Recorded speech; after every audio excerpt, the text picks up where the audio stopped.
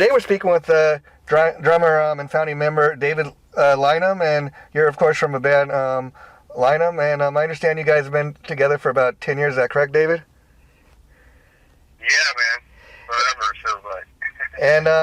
And I was curious. I understand you guys for the longest time were a three-piece band, and of course your frontman is Jacob Bunnan, who's also in the band Adler. I was curious, how did you and him first meet? We actually met the day before we started this band.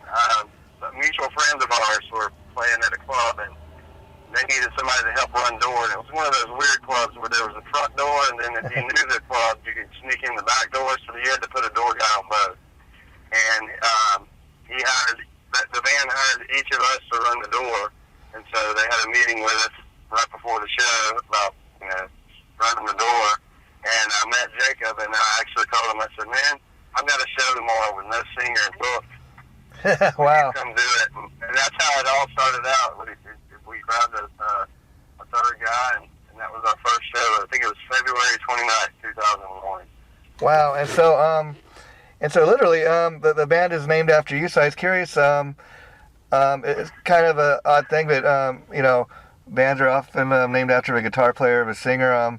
How did you guys come to name it Lynam after you? Well, if the truth be known, I was a horrible drummer in the beginning, like really bad. And Jacob said, look, what we're going to do is we're going to call the band Lynam.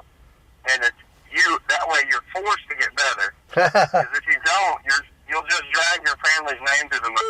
So you're not going to do that. You care too much about your family name. So we just went with the name Lynam. Plus I was booking all the shows, and they would ask me a band. We weren't even supposed to be a band. We were actually just temporary mess around until we had other projects going on. So the club owners would say, what do you want to call this project? And I said, man, we don't have a name. So whatever you want. And they said, well, I'm going to put it under your last name until you guys come up with a name. And so we just never actually, I guess we're just lazy. We never came up with a name, and that's what stuck. Well, that's cool. That's a cool story. I had no idea. So let me ask, before you ever got this group together, like you're saying, you weren't much of a drummer at the time.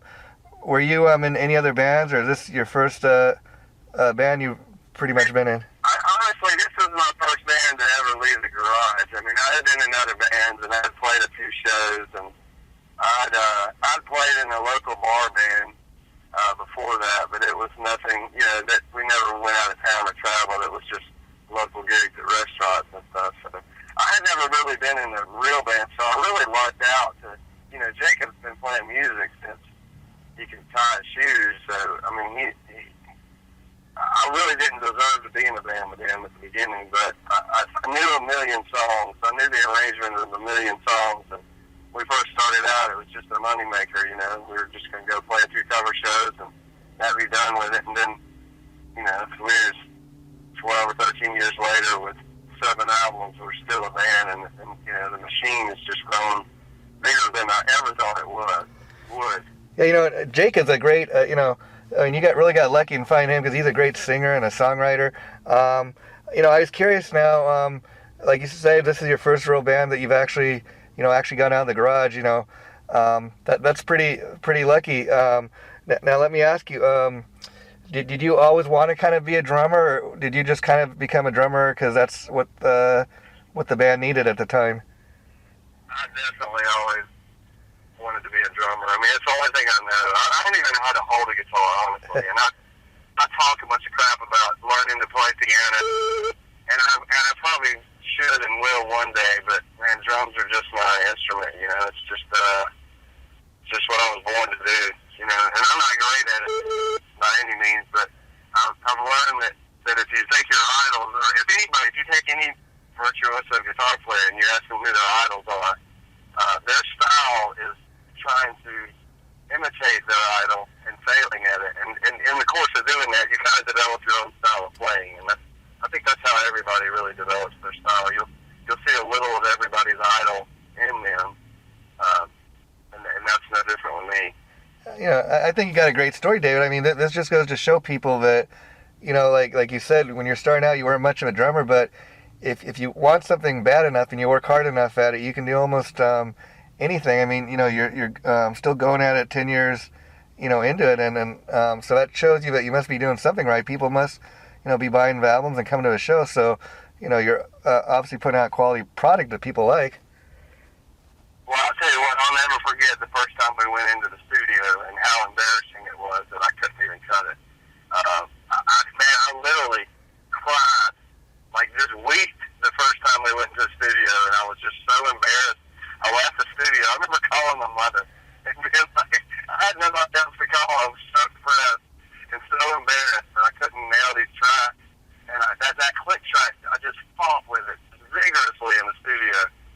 And so I called I remember calling my mother and being like, never again will this happen. I will practice every single day, every hour of every day until I learn how to play with a click track and so I can record on my own albums. Because our very first album, we had to get other drummers to finish the album because I just could not cut it. Flat out could not cut it. And you won't hear many drummers admit to that, but that was definitely the case for me.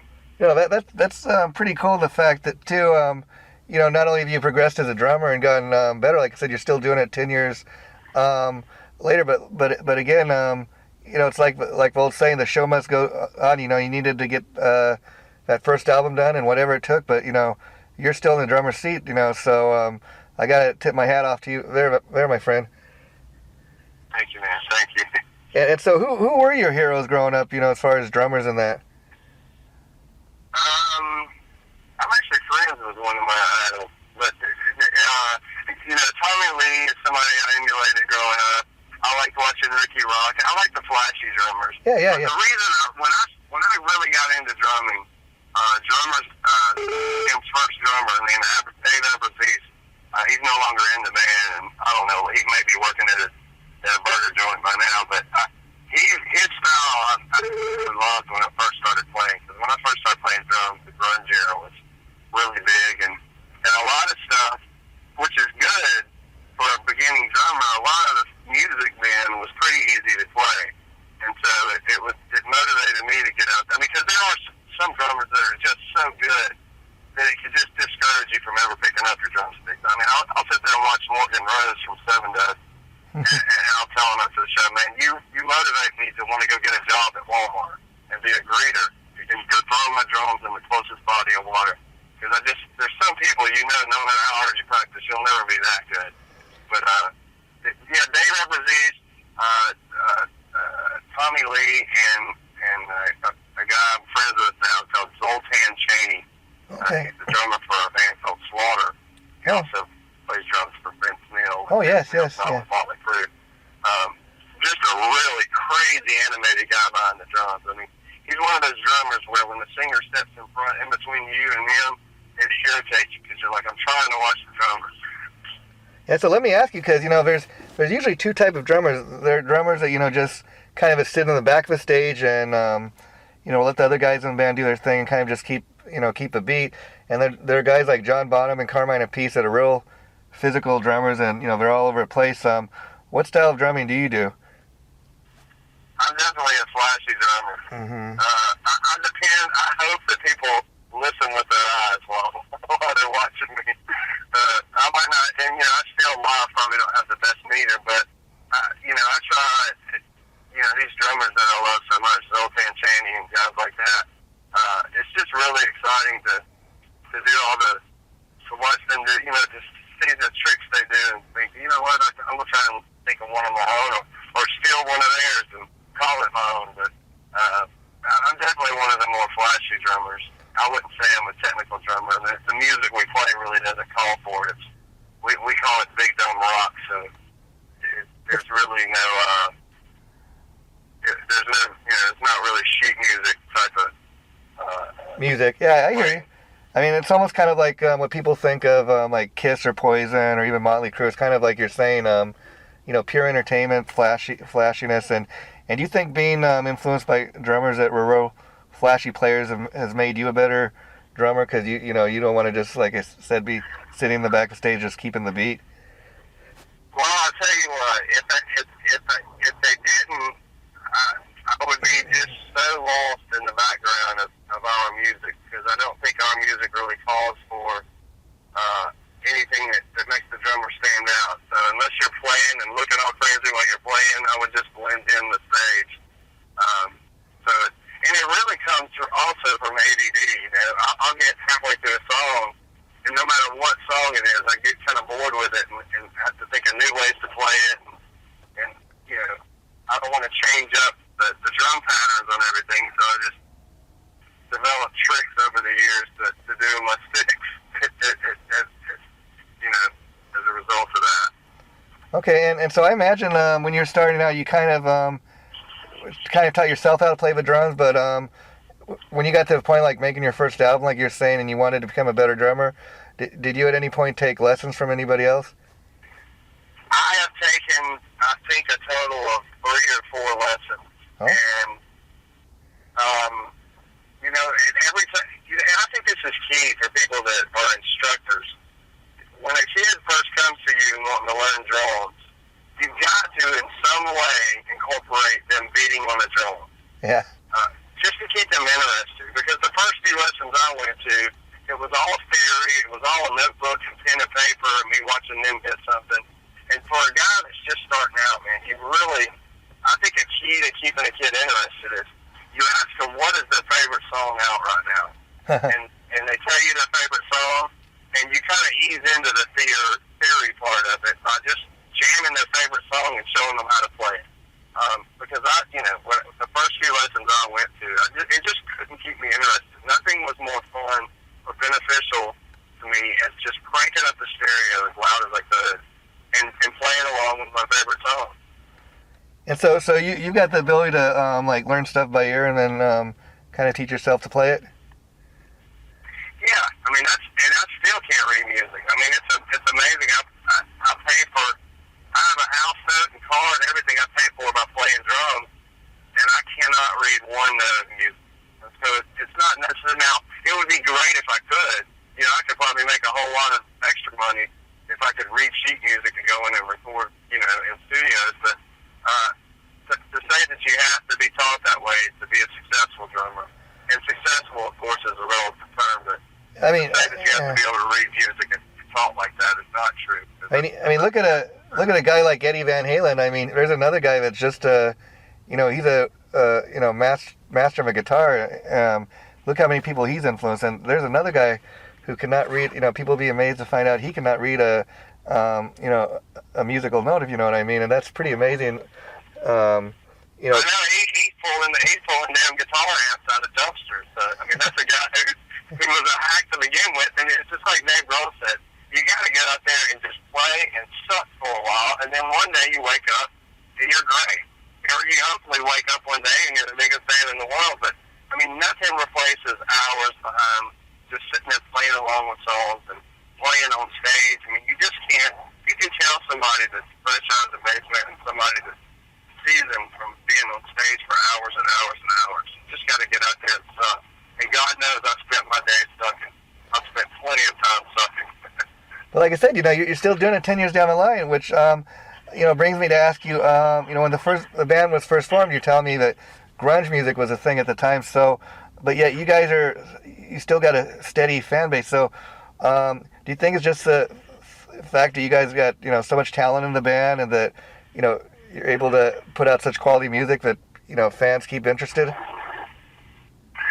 I mean, we had planned to not release any more albums, and after we had made that announcement, about a year went by, and we started running into, just from doing shows on that album cycle, we started running into just heroes of ours that we grew up with posters on our wall of, and they had heard of our band, and people like Tom Kiefer were coming up to us to shows going, I just want you to know your last CD is one of mine and my family's favorite. People were coming out of the woodworks left and right that we were heroes, that were our heroes, telling us that they liked our music. And it kind of motivated us. We were like, you know what, maybe we should release some more music. And it got us back in the studio. Granted, it took 4 years, but it just motivated us to get back in the studio and put out more music. And now this new, I'm really glad it happened. And this new Halfway to Hell EP, I was curious, are these songs that you guys had laying around for a while, or is everything newly written just for this record? everything was newly written. One of the songs is a song, let's see, Wrong Side of the Grave is a song that did not make it for the Adler. Steven didn't want it on the Adler record. Okay. And Jacob always thought it was a wrong, it was a good song. That was a bad call, but, Steven kind of called the shots on that. And so he just said, you know what, it's Adler doesn't want to use it, we'll definitely use it. So he co-wrote that song with somebody else, and it was just a song that didn't make the Adler album. And Dead Man's Parade is the song Lonnie wrote, and it's a new song, and everything else Jacob wrote by himself. And we're thinking about completing it in 2014 and re-releasing it as a full-length album, but it just depends on when we can get in the studio, because we got a lot of dates being booked right now throughout the summer. So that's the other thing I wanted to ask you about. I know for the longest time the band was a three-piece, and I was talking to Jake about this, and what do you think's been the greatest thing about bringing Lonnie into the band, and now being a band that has two guitar players? Man, it's just I didn't realize how much more full it makes us sound until I saw some video of us playing live, and it's just, man, there's so much ear candy on our album that's just impossible to do with one guitar player. On top of there being just 30 and 40 guitar tracks, just layers of guitar tracks, there's little ear candy things that Jacob can't do and play some of the stuff he plays. So having Lonnie in the band, it was just crazy. The very first show we did, Lonnie had just gone through our catalog and learned every little detail on guitar, and it was just crazy hearing him do these little things that I'm used to hearing on the CD but not used to hearing live. So it's just made the band. He's such a great guy, such a nice guy. He fits with us perfectly, man. It's been a great addition musically, and just it's good to have first blood in the band every now and then. And now that we have Mark back after a 2-year hiatus, he was our bass player for 10 years, and then he took a 2-year break, and now he's back with us. He was in that movie Rock of Ages. Okay. And he went and did that, and did the tour that goes around, the musical that goes around the country. He did that for a while, and now he's back playing with us. And man, he just constantly talks about how bad he missed being in a rock band. And he said, man, you guys have no idea doing those musicals, and even though it's touring, it's nothing like being in a band. It's just nothing like it at all.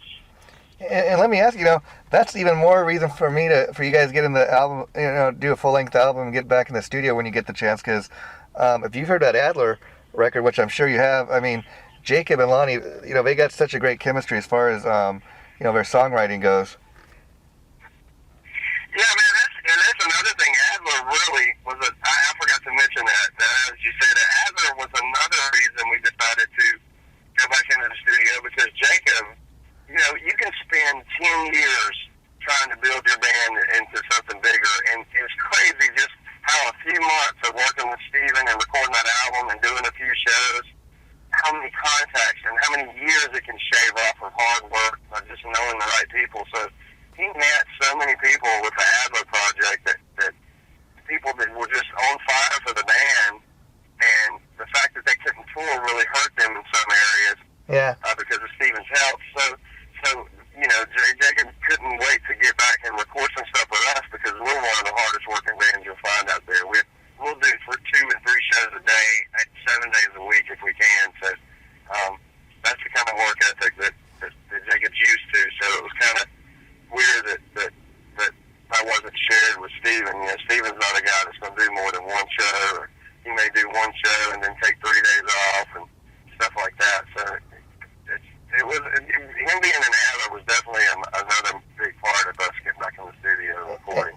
And you think, since him being an Adler, because I know he was in your band, long before he was ever an Adler, do you think that's, helped you guys gain new fans just from him doing that one Adler album so far? It's definitely helped us get fans internationally. Yeah. We have gotten a big rush of fans from Japan and Australia and the UK and Mexico and South America. I mean, it's been one of those, it's really boosted our popularity worldwide, for sure. And when Jacob was involved with the Adler project, I was out with him, because we're partners in this band, and I kind of told him, it was kind of understood when this all started picking up speed with Adler that, hey, if you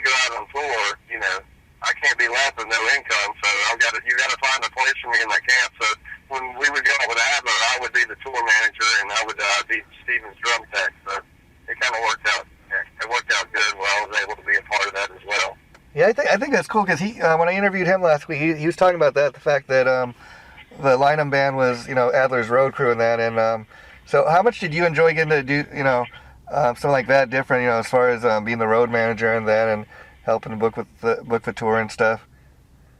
I was just happy to have some income coming in, to be honest with you. I mean,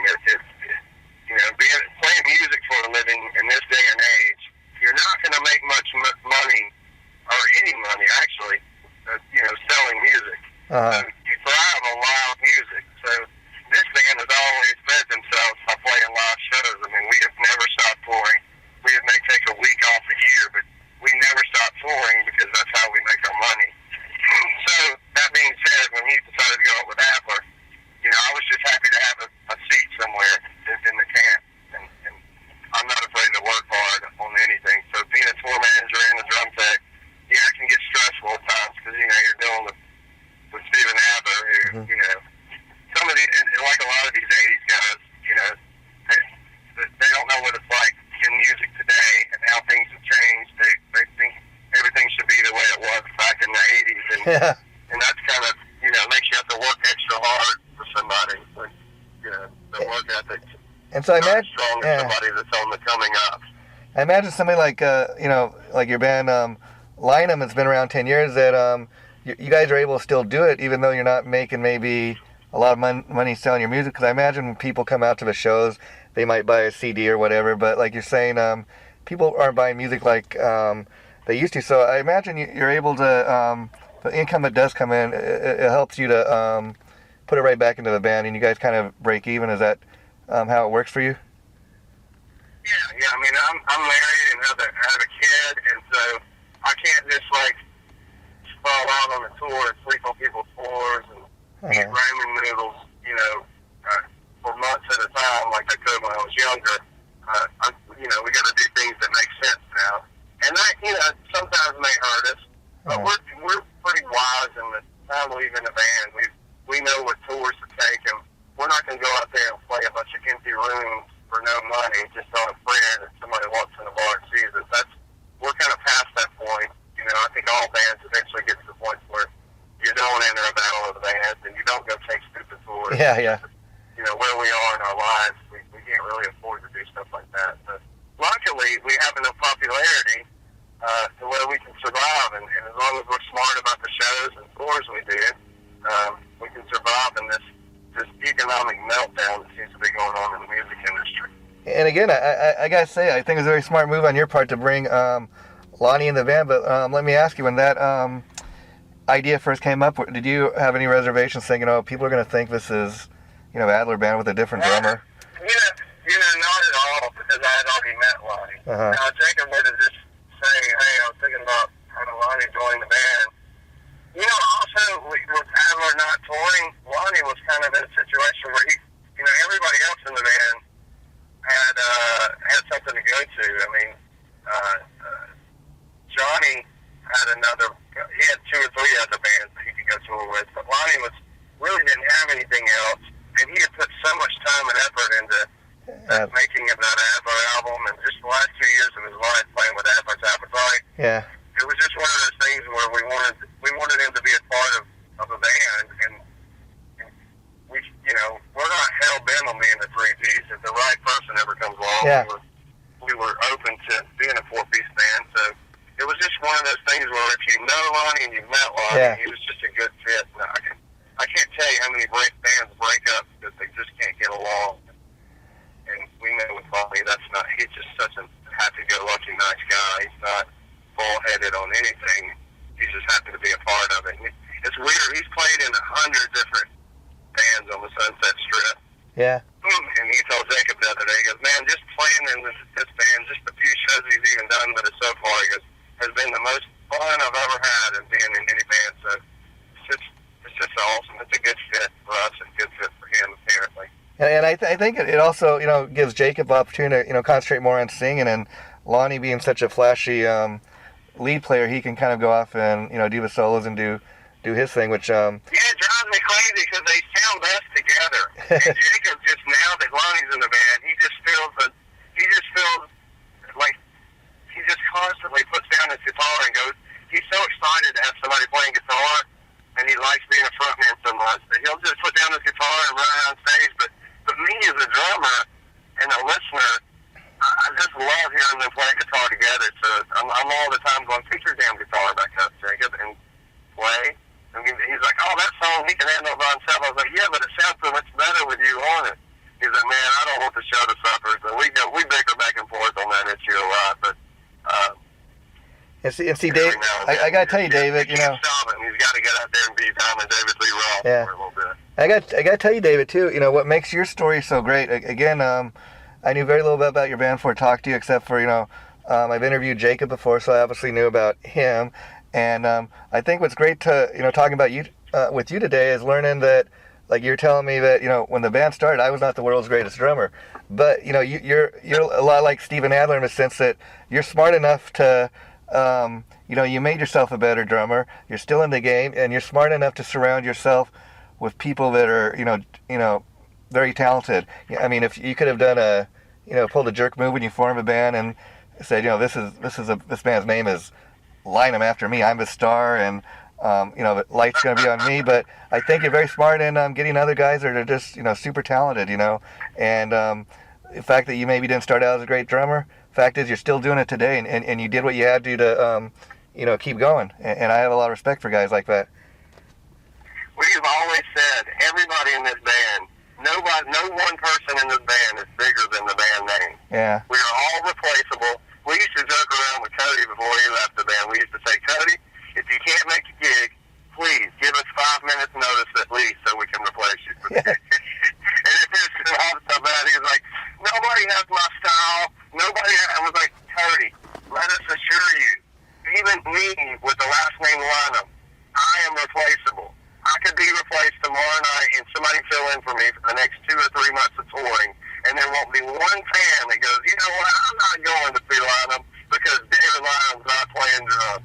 No one person, and that kind of school of thought has kept everybody in the band grounded, because we've always said that from day one. No one person in this band, even Jacob, is as popular as he is. We know local guys here in town that can come up there and fill his slot if need be, and that kind of mindset has kept us all grounded and all eager to be a better musician and a better band this entire career. And now let me ask you in reference to Jacob, like when you first found out that he was joining Steven Adler's band, were you at all concerned that that band might blow up and that he might decide to leave to do that full time? Yes and no. I mean, yes at first. I mean, I'd be lying to you if I say my gut reaction right at the beginning is, "Oh no, what if? Of course it's going to be more popular." I mean, there's several things about it that are irritating, just from a jealous standpoint, and there's nothing you can do about it. It's just life. I mean, there are so many promoters across the world that were just dropped unheard of amount of money to have him come play. And it's amazing how we struggled for 10 years to get a tour routed sometimes, and some venues don't even want to feed us on the day of show, and just little things like that we fought tooth and nail for as a band comes so easy with Steven. So I knew that the band would instantly have a big fan base just based on Steven being playing on drums, but I came to realize that given his age, there's not going to be a way that he could tour.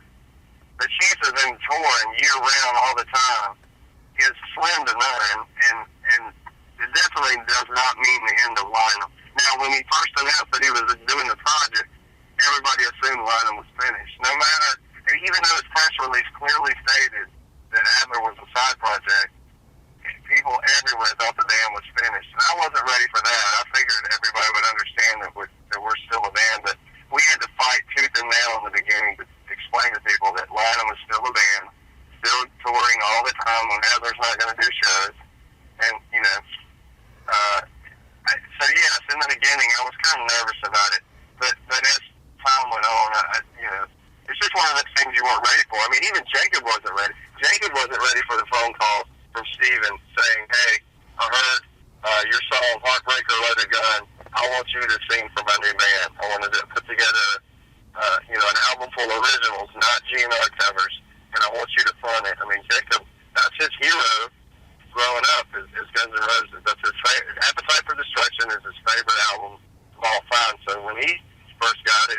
lot too. But you know, I was excited for him, but I'd be lying to you if I didn't say in the beginning I was a little apprehensive about, you know, what would this do for our band? You know, where would this leave me? But Jacob put that to bed pretty quickly. He's like, I'll always find a place for you in this camp, no matter what happens with this band. But, Yeah, and I think that's great. You know, it's all worked out for your band, especially because you know, Steven Adler is a very lucky guy. You know, most people don't get a chance to have even a second comeback, and you know, a lot of people don't know that a couple of years ago he had a stroke. He couldn't talk for a while.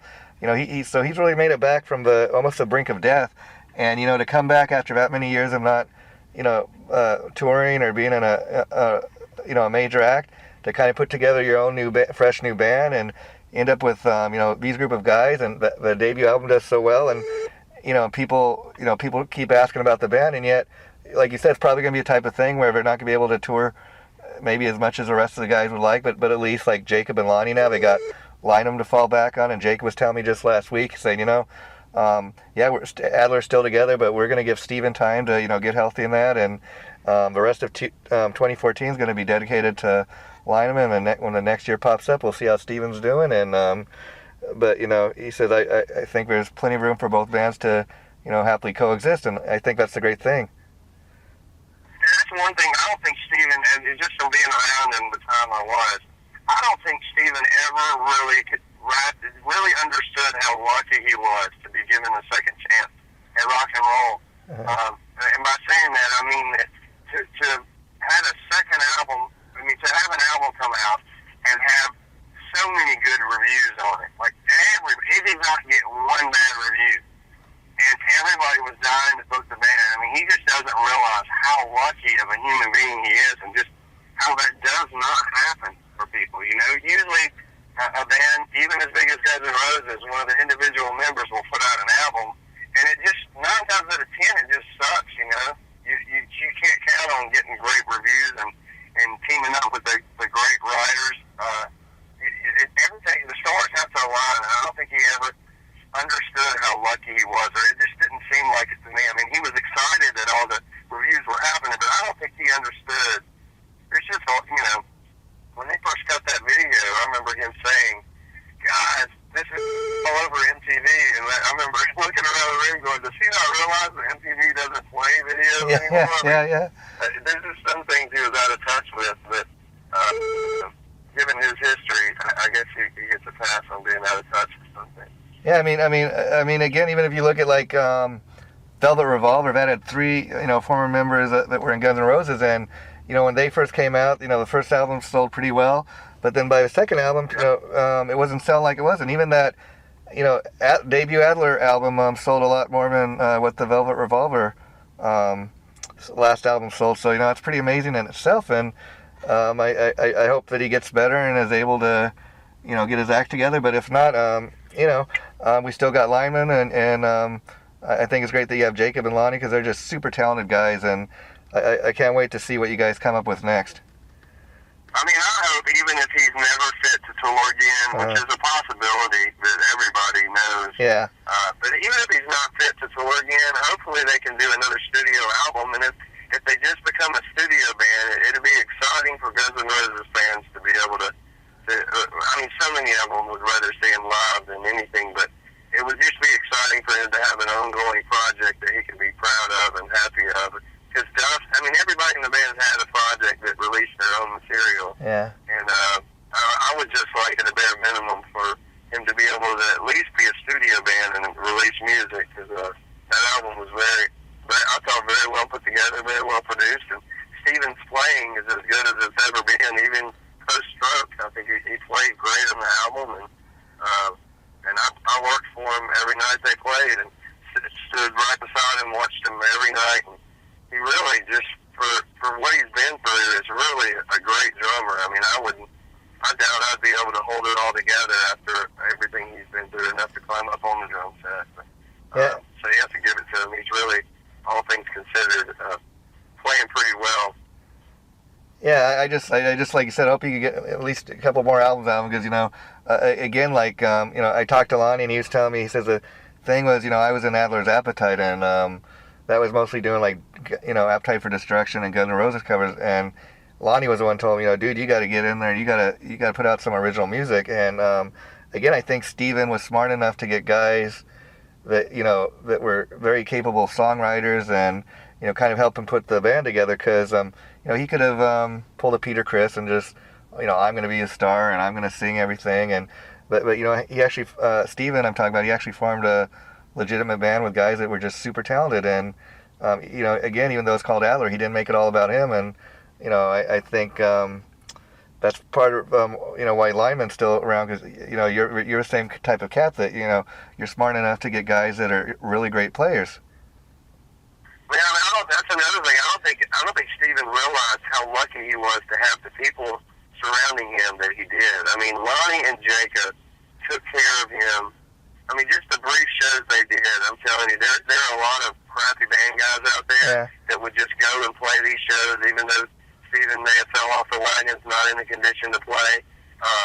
And Jacob and Lonnie were just very stern and very friendly and very, most people would have tried to suck that thing for all it's worth and get out on the road, and Steven could end up dead, out on the road, if not being well supervised. You know what I'm saying? I mean, he's one of those guys that if his demons are surrounding him and there's nobody there to help him, he could just cave into all of them. So the fact that he had a group of people so good about taking care of him while we were out on the road, he doesn't realize how lucky he is for that too. Because I know from being in this business, a lot of crappy people that would have just taken that show out on the road, and no matter what Steven's health condition was, and sucked it for every penny they could have got. I mean, so much to the point. I mean, Lonnie and Jacob both told me, Steven's health and that is, most it comes for anything, and they're so dedicated to him in the sense that they tell me, we would not even smoke a cigarette in front of him. We would not take him to a bar with us. We would not even drink a can of beer in front of him, because we don't want to put the temptation out there. And like you said, absolutely, a lot of other musicians wouldn't give a damn, and even you hear stories like from the guys in Motley Crue, like when Vince Neil had his accidents trying to get sober, all the other guys were doing dope in front of him and stuff. And so that's why, like Jacob and Lonnie, like you're saying, I have total respect for them, not just as musicians, but for being the human beings that they are. I'm telling you, it's overwhelming. No idea when I signed up to be a drum tech for him and tour manager.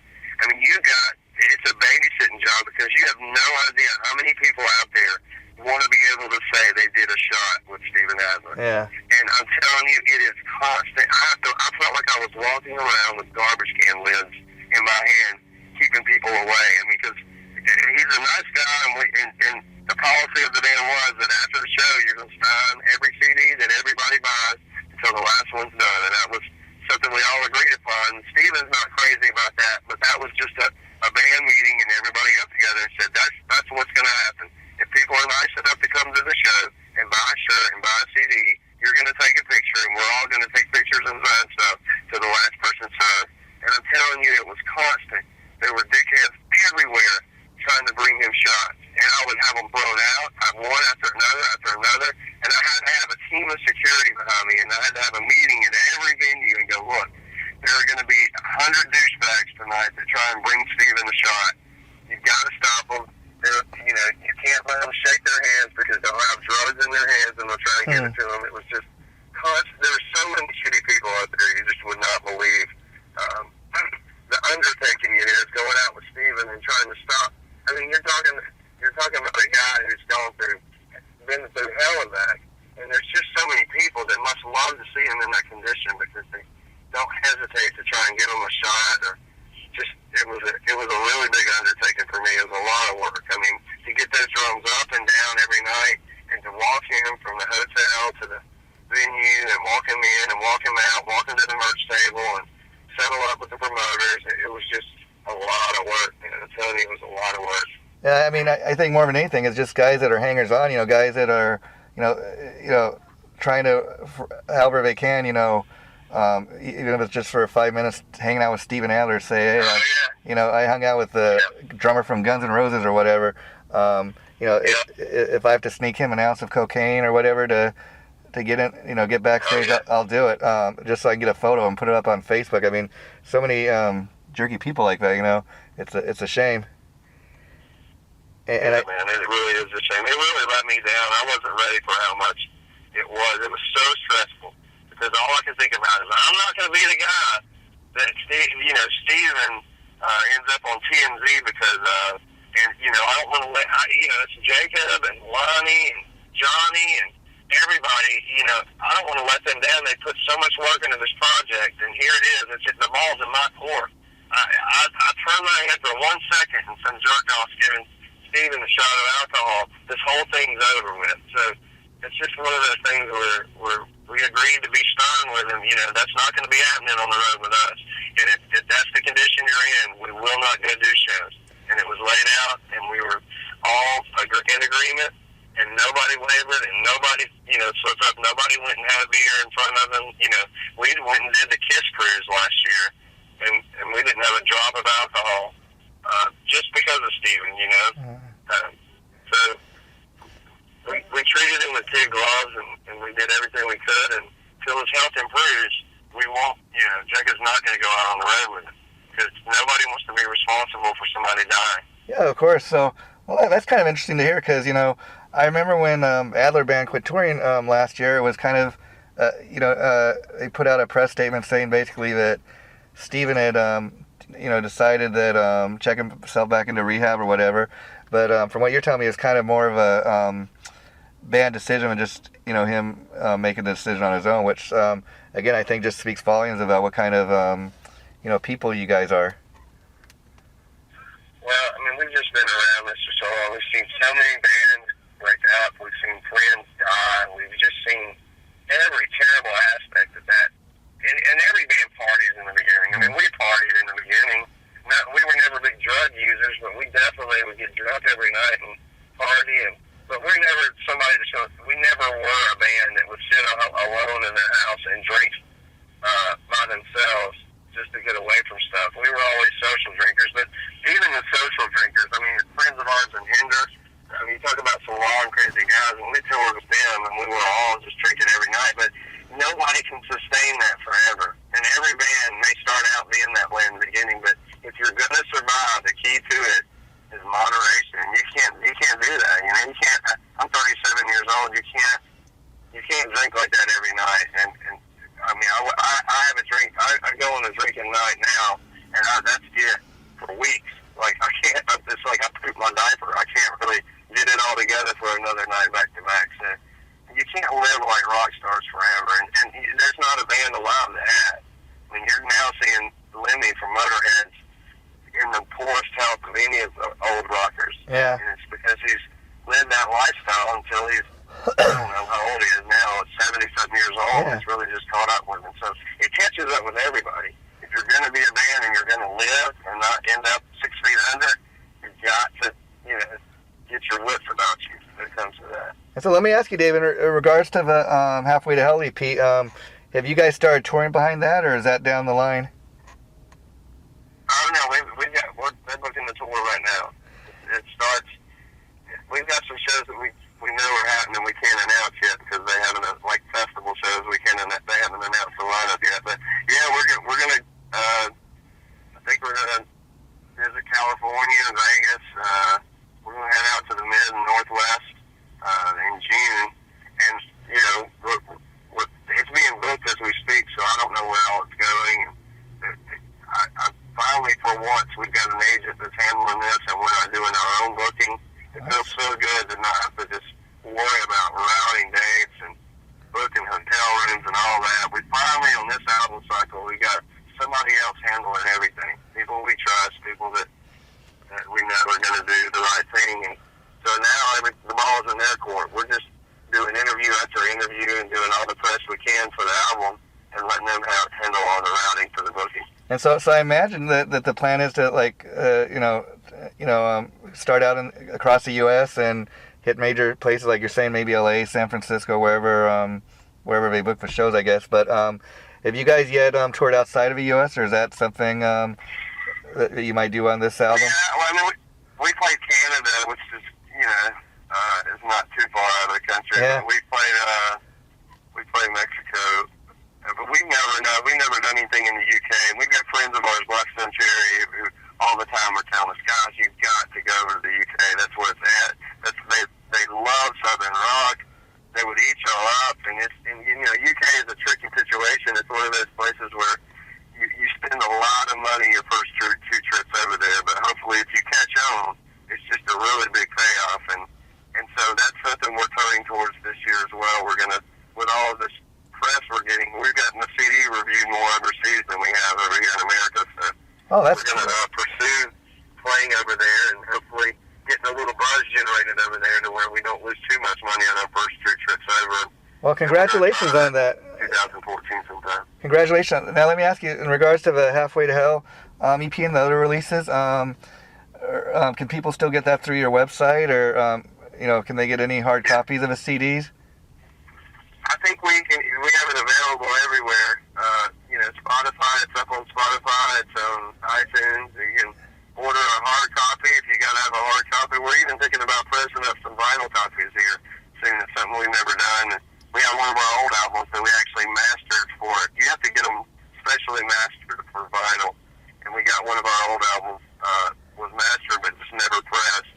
So we're thinking about pressing Slaves and Machine in this album and doing a release of that. But yeah, it's available through our website, which is lynamsucks.com. Wow, that's cool. Or lynammusic.com. Either one, it takes you to the same place. I think that's a pretty smart move on your guys' part, if you put out a vinyl, because, oddly enough, a lot of bands are doing that. Vinyl's kind of making a little bit of a comeback these days. Kind of, I've been noticing that's kind of interesting.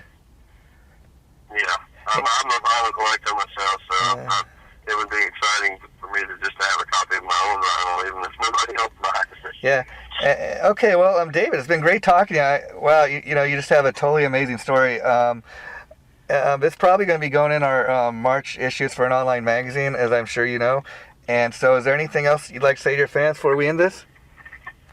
Man, that is all I can think of. I have a morning show that you can listen to on ragradio.com. It's ragradio.com. Oh, okay. It's just me dicking around in the mornings from 6 a.m. to 10 a.m.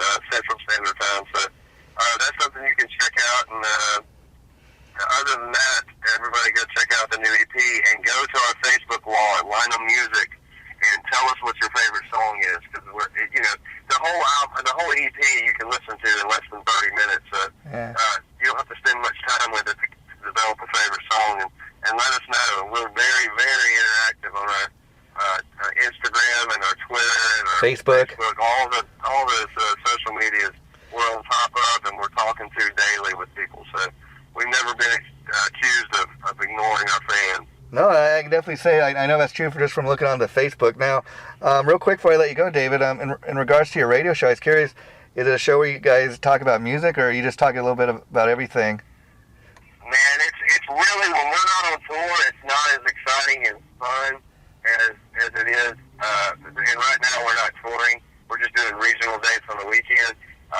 But it's nothing really, nothing specific. Sometimes it'll just be me by myself. Okay. Sometimes I'll have a buddy of mine sit in with me. There's no set agenda. We can say what we want, do what we want. The guy that runs Rag Radio is just giving me carte blanche on what I can do. So I just stick around. Sometimes I interview when we're on the road with bands. I'll have the bands on with me, and it's a bunch of music that's already selected by him, and I just do the breaks, and it's really no set format. It's just all over the wall, Oh. It's surely to offend somebody. If I don't offend you at some point in the morning, I haven't done my job. Exactly. Wow, that's something I'm gonna have to check out myself, and I'll be sure to let you know what I think of it. But thanks for taking time to talk to me, David. I really enjoyed talking to you, and hopefully, if you guys come to the LA area, come catch a show. Definitely, man. It'd be good to meet you face to face. Thanks so much for doing this interview. Okay, and I'll be sure to let your